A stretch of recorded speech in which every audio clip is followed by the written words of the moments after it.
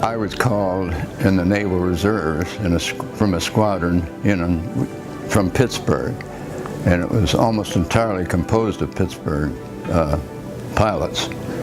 And when the Korean War broke out, we were called and went through some initial training and then joined a carrier called the Valley Forge on the line in Korea. And we lost about a third of the squadron. And when we got back, I said to my wife, well, of course they'll have memorials of various kinds because we were an all-Pittsburgh unit, almost. So instead of that, why don't we just set up some scholarships with the VA here? Whenever we have people rally around that concept and provide these scholarships, then it really allows the youth volunteers to see what is in it for them. Since that time, there have been over 50 awards made of the youngsters who come in and serve there at the VA. They do things such as man our parking lot shuttles to help veterans get physically into the clinic.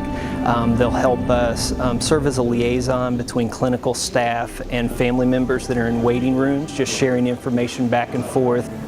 So when I came to Fort Myers, my wife having died, I thought, when they began the operation here, I said, well, let's see if we can do that again down here. And we have, and what is it, 2 have gone through already. One of them from this particular place, the physical therapy department. So it's been my pleasure then to begin this again in Fort Myers. To have these folks willing to sponsor these scholarships is really integral to us recruiting volunteers. Well, it makes you feel wonderful, and in fact I'd recommend anybody to set up a scholarship such as ours.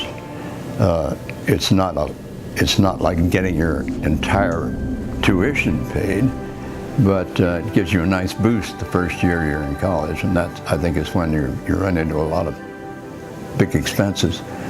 And so it's sort of like having children all over again, but they're already grown up.